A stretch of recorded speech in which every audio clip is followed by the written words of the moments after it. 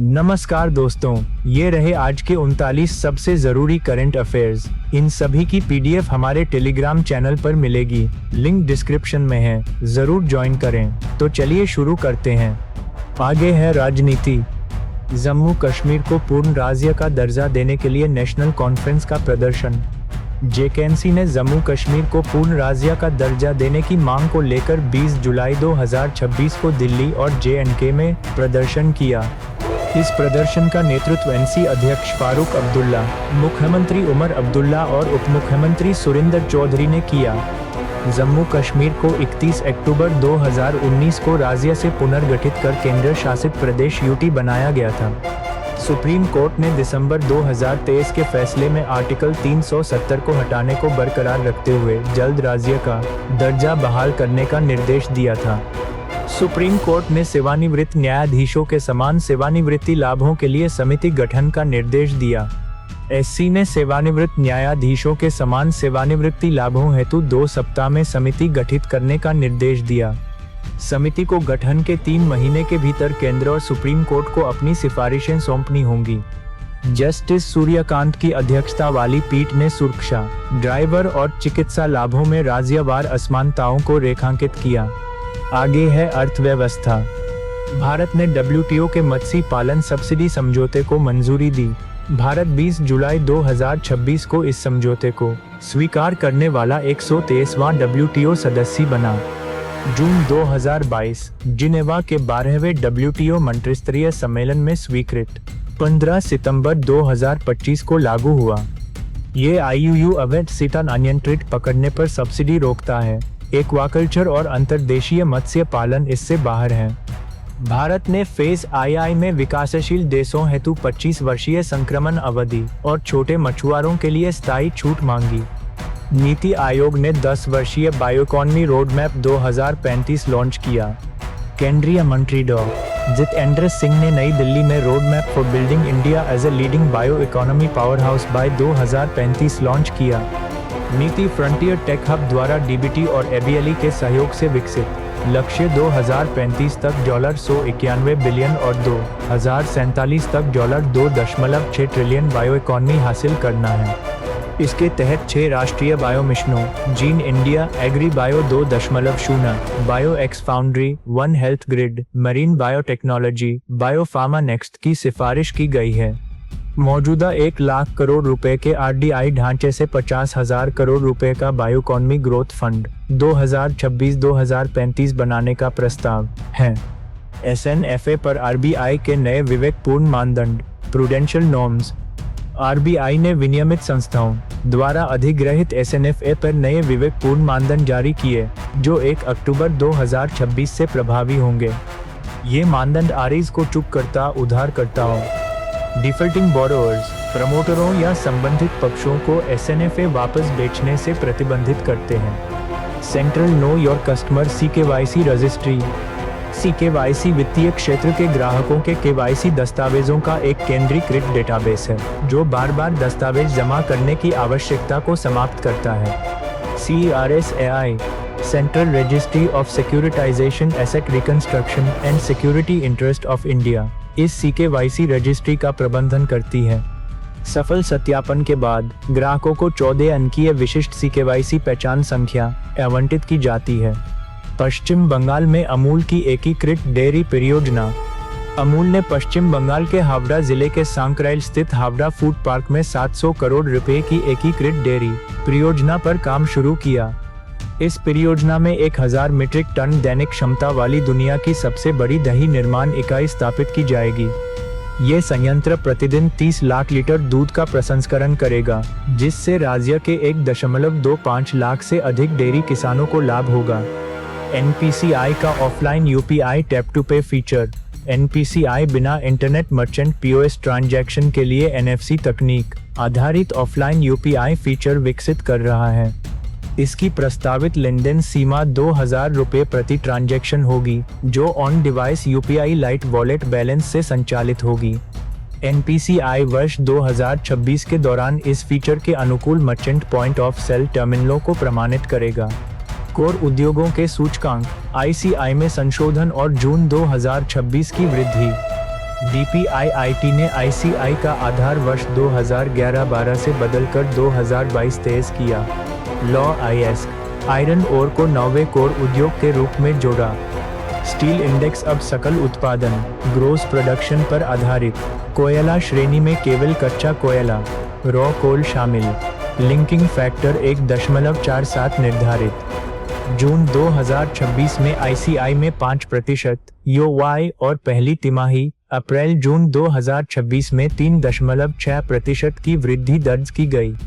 जून में law ISC में सर्वाधिक 43.9% वृद्धि हुई।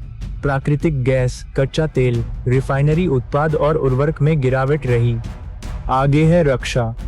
21 बिहार बटालियन का 46वां स्थापना दिवस। ये स्थापना दिवस 20 जुलाई 2026 को दानापुर छावनी के बिहार रेजिमेंट सेंटर में मनाया गया। इस बटालियन की स्थापना 20 जुलाई 1981 को लेफ्टिनेंट कर्नल मोहम्मद मंसूर मलिक द्वारा की गई थी। इसके प्रमुख अभियानों में ऑपरेशन बैजरंग 1990-91, ऑपरेशन रक्षक 1999-2003 और ऑपरेशन अलर्ट 2014 शामिल हैं। आगे है विज्ञान और तकनीक।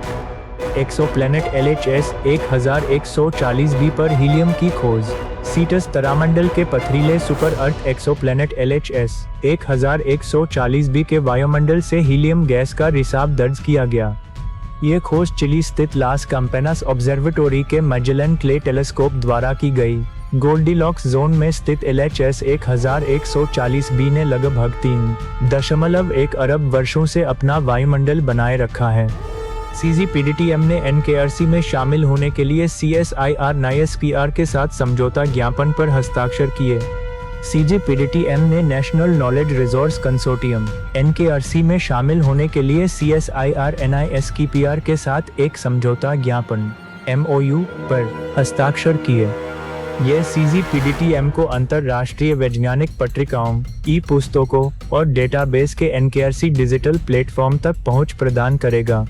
CSIR NISPR द्वारा प्रबंधित NKRC वर्तमान में CSIR, DST और MOES के तहत 82 सदस्य संस्थानों को सेवाएं प्रदान करता है।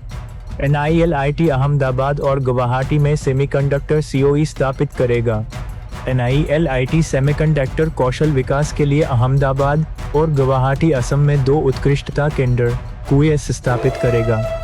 ये पहल 1.28 लाख रुपए करोड़ के परिव्यय वाले इंडिया सेमीकंडक्टर मिशन ISM 2.0 का समर्थन करती है, जो OSAT और ATMP तकनीकों में प्रशिक्षण देगी। इस प्रशिक्षण पहल को लागू करने के लिए NILIT ने टाटा इलेक्ट्रॉनिक्स, टेटा इलेक्ट्रॉनिक्स के साथ साझेदारी की है।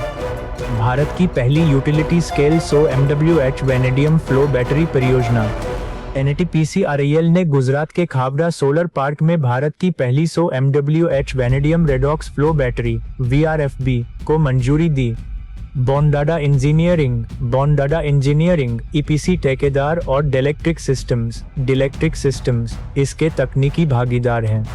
यह भारत की पहली गैर लिथियम यूटिलिटी स्केल बैटरी है, जो 100% स्वदेशी रूप से डिजाइन और निर्मित है। गुजरात का खावड़ा सोलर पार्क 2029 तक 30 GW क्षमता के साथ दुनिया का सबसे बड़ा नवीकरणीय ऊर्जा पार्क बनेगा। DCGI ने भारत के पहले डेंगू टीके QDNGA को दी मंजूरी। DCGI ने भारत के पहले डेंगू टीके QDNGA को मंजूरी दी, जिसे जापानी कंपनी टकेडा बायोफार्मास्यूटिकल्स ने विकसित किया है। ये एक लाइव एटेन्यूएटेड टीका है, जो डेंगू वायरस के सभी चारों स्ट्रेन DNV1 से DNV4 से सुरक्षा प्रदान करता है। ये 4 से 60 वर्ष की आयु के लिए स्वीकृत है, जिसमें बिना किसी प्री वैक्सीनेशन स्क्रीनिंग के 2 खुराक दी जाएंगी। WHO द्वारा प्री क्वालिफाइड QDNGA को ब्राजील, अर्जेंटीना और इंडोनेशिया सहित 43 देशों में पहले ही मंजूरी मिल चुकी है। आगे है पर्यावरण। केरल के पश्चिमी घाट में डैमसेले फ्लाई की नई प्रजाति लेस्टिस पलौती की खोज। जुलाई 2026 में केरल के वेस्टर्न घाट्स में डैमसेले फ्लाई की नई प्रजाति लेस्टिस पलौती खोजी गई। इसका नाम zoological survey of India ZSI के डॉ. मोहम्मद जाफर पालोट के सम्मान में रखा गया है। ये पिछले 97 वर्षों में वेस्टर्न घाट्स में खोजी गई पहली नई लेस्टिस प्रजाति है। ये खोज केरल में ओडोनेट प्रजातियों की कुल संख्या को बढ़ाकर 192 करती है। आगे है सरकारी योजनाएं। केरल की सर्पदंश निवारण राज्य कार्य योजना SAPSE। केरल ने 20 जुलाई 2026 को SAPSE लॉन्च किया। लक्ष्य 2030 तक सर्पदंश से शून्य मृत्यु हासिल करना है। केरल सार्वजनिक स्वास्थ्य अधिनियम 2023 के तहत सर्पदंश को एक अधिसूचित बीमारी नोटिफाइबल डिजीज घोषित किया गया है। यह योजना वन हेल्थ दृष्टिकोण अपनाती है और निगरानी के लिए SARPA ऐप का उपयोग करती है। इसमें हम्प नोज्ड पिट वाइपर और मालाबार पिट वाइपर के लिए विशिष्ट उपचार प्रोटोकॉल शामिल हैं। दिल्ली NCR में वाहन स्क्रैपेज के लिए पेरिवाटन योजना को मंजूरी। दिल्ली सरकार ने दिल्ली NCR में वाणिज्यिक वाहनों के स्क्रैपेज के लिए 20 जुलाई 2026 को पेरिवाटन योजना को मंजूरी दी। केंद्रीय मंत्रिमंडल द्वारा 9,585 करोड़ रुपए के कुल परिव्यय केंद्रीय सहायता 5,041 करोड़ रुपए के साथ इसे मंजूरी दी गई। इसके तहत BSIV या पुराने वाणिज्यिक वाहनों को बदलने पर 10 वर्षों के लिए 100% मोटर वाहन कर छूट मिलेगी। इसे सड़क परिवहन और राजमार्ग मंत्रालय द्वारा लागू और राष्ट्रीय राजधानी क्षेत्र योजना बोर्ड NCRPB द्वारा वित्तपोषित किया जाएगा। मोहा ने UCF के तहत अहमदाबाद की परियोजनाओं के लिए 2,719.80 करोड़ रुपए मंजूर किए। आवास और शहरी मामलों के मंत्रालय मोहा ने अर्बन चैलेंज फंड UCF के तहत अहमदाबाद में 6 शहरी विकास परियोजनाओं के लिए 2,719.80 करोड़ रुपए मंजूर किए। फंडिंग पैटर्न केंद्र और गुजरात सरकार प्रत्येक 25% देगी। शेष 50% म्यूनिसिपल बॉन्ड लान या PPP मॉडल से जुटाया जाएगा। EPFO ने विवाद समाधान योजना VISHWS 2026 लॉन्च की। EPFO ने EPF अधिनियम 1952 और सामाजिक सुरक्षा संहिता 2020 के तहत नुकसान और जुर्माने से जुड़े विवादों के निपटारे के लिए VISHWS 2026 लॉन्च किया। इसे EPF योजना 2026 के तहत 29 जून 2026 को अधिसूचित किया गया। ये अधिसूचना की तारीख से 6 महीने तक प्रभावी रहेगी। उत्तर प्रदेश ने कौशल विकास के लिए कौशल सेतु और कौशल सारथी पोर्टल लॉन्च किए। उत्तर प्रदेश सरकार ने विश्व युवा कौशल दिवस पर कौशल सेतु और कौशल सारथी पोर्टल लॉन्च किए। कौशल सेतु प्रशिक्षण भागीदारों के ऑनलाइन पंजीकरण के लिए उत्तर प्रदेश कौशल विकास मिशन UPSDM का आधिकारिक डिजिटल पोर्टल है। कौशल सारथी उत्तर प्रदेश में प्रशिक्षण केंद्रों, पाठ्यक्रमों और भागीदारों का जिलावार विवरण प्रदान करता है। UPSDM ने रोबोटिक्स, AI और टेक्सटाइल प्रशिक्षण के लिए केल के प्राइवेट लिमिटेड और विंसम टेक्सटाइल इंडस्ट्रीज के साथ समझौते किए। मुख्यमंत्री स्वस्थ बस्तर अभियान छत्तीसगढ़ के CM विष्णुदेव साय ने 14 अप्रैल 2026 को सुकमा जिले में यह योजना शुरू की। इसका उद्देश्य बस्तर क्षेत्र के सुदूर और वामपंथी उग्रवाद प्रभावित क्षेत्रों में स्वास्थ्य सेवाएं प्रदान करना है। इसके तहत सुकमा जिले में संस्थागत प्रसव इंस्टीट्यूशनल डिलीवरीज दर बढ़कर 98.6% हो गई है। दिल्ली सरकार ने मोर्थ की परिवर्तन योजना को दी मंजूरी। दिल्ली ने BSIV या पुराने वाणिज्यिक वाहनों को BSVI या इलेक्ट्रिक वाहनों से बदलने हेतु परिवर्तन योजना को मंजूरी दी। परिवर्तन का पूर्ण रूप programme for accelerated renewal and incentivisation of vehicle assets है। इसके तहत नए वाहनों पर 10 साल की टैक्स छूट, पंजीकरण शुल्क माफी और 5% ब्याज सब्सिडी मिलेगी। इस योजना से दिल्ली NCR के लगभग 2.7 लाख ट्रक और बस ऑपरेटरों को लाभ होने की उम्मीद है। आगे है चर्चित व्यक्ति। खलील अलहैया बने हमास राजनीतिक ब्यूरो के नए प्रमुख। खलील अलहैया को हमास के राजनीतिक ब्यूरो का प्रमुख चुना गया। उन्होंने याह्या सिनवार का स्थान लिया। हमास की स्थापना 1987 में हुई थी, जिसकी जड़ें मिस्र के मुस्लिम ब्रदरहुड स्थापना 1928 में है। अलहैया कतर, मिस्र और USA की मध्यस्थता वाली युद्धविराम वार्ताओं में हमास के मुख्य वार्ताकार हैं। एंडी बर्नहम बने ब्रिटेन के नए प्रधानमंत्री। एंडी बर्नहम 20 जुलाई 2026 को कीर स्टारमर के स्थान पर ब्रिटेन के नए प्रधानमंत्री बने। बकिंघम पैलेस में किंग चार्ल्स III ने उन्हें औपचारिक रूप से सरकार बनाने के लिए आमंत्रित किया। वह 17 जुलाई 2026 को लेबर पार्टी के नेता बने। इससे पहले वह ग्रेटर मैनचेस्टर के मेयर थे। राहुल हिमालयन IRCTC के अतिरिक्त CMD नियुक्त। रेल मंत्रालय ने राहुल हिमालयन को 20 जुलाई 2026 से IRCTC का अतिरिक्त CMD नियुक्त किया। वह संजय कुमार जैन इस्तीफा का स्थान लेंगे और IRCTC के निदेशक पर्यटन व विपणन रहेंगे।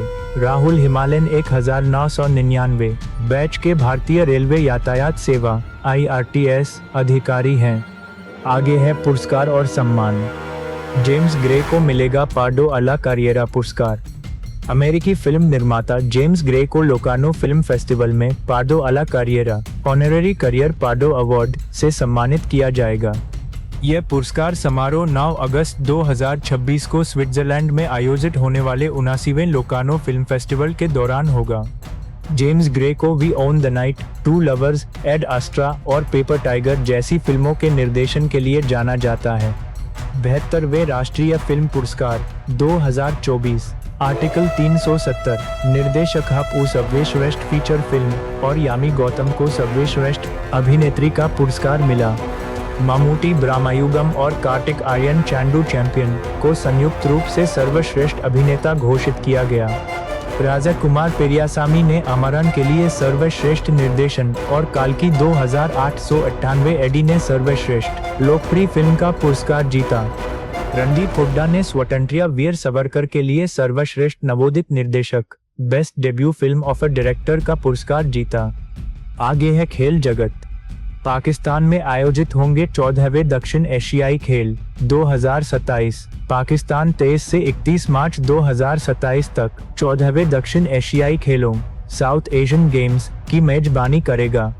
ये खेल लाहौर, इस्लामाबाद और फैसलाबाद में होंगे। पहली बार इस्लामाबाद से बाहर भी आयोजन होगा। इसमें 8 दक्षिण एशियाई देशों के 3500 से अधिक एथलीट 27 खेलों में भाग लेंगे। पाकिस्तान के PM शहबाज शरीफ ने तैयारियों के लिए जुलाई 2026 में 11 अरब रुपए मंजूर किए। PV सिंधु ने जापान ओपन 2026 में महिला एकल का खिताब जीता। भारत की PV सिंधु ने जापान की अकाने यामागुची को हराकर अपना पहला जापान ओपन महिला एकल खिताब जीता।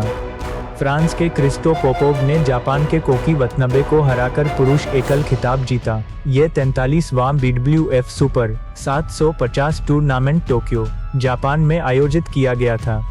स्पेन ने अर्जेंटीना को हराकर फीफा विश्व कप 2026 का खिताब जीता। स्पेन ने मेटलाइफ स्टेडियम USA में अर्जेंटीना को 1-0 से हराकर अपना दूसरा फीफा विश्व कप खिताब जीता। 23वें संस्करण की सहमेजबानी USA, मैक्सिको और कनाडा ने की, जिसमें 48 टीमों ने भाग लिया। स्पेन के रोड्री ने गोल्डन बॉल और फ्रांस के किलियन एम्बाप्पे ने गोल्डन बूट जीता। BWF विश्व चैंपियनशिप 2026 के लिए आधिकारिक शुभंकर पीको का अनावरण किया गया।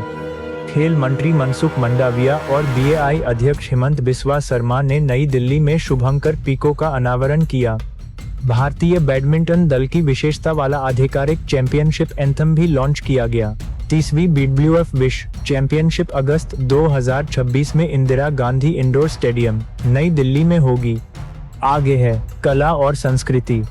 कोलकाता में भारत के पहले इमर्सिव भाषा संग्रहालय शब्दलोक का उद्घाटन। संस्कृति मंत्रालय ने 19 जुलाई 2026 को कोलकाता में भारत के पहले इमर्सिव भाषा संग्रहालय शब्दलोक का उद्घाटन किया। ये नेशनल लाइब्रेरी परिसर के बेल्वेडियर हाउस में स्थित है और लगभग 380 भारतीय भाषाओं को प्रदर्शित करता है। इसमें भाषाई विरासत को प्रदर्शित करने के लिए AI, AR, VR और इंटरैक्टिव तकनीकों से लैस 9 गैलरी हैं। आगे है विविध। विश्व शतरंज दिवस 2026। यह दिवस प्रतिवर्ष 20 जुलाई को मनाया जाता है, जो 20 जुलाई 1924 को पेरिस में FID की स्थापना का प्रतीक है।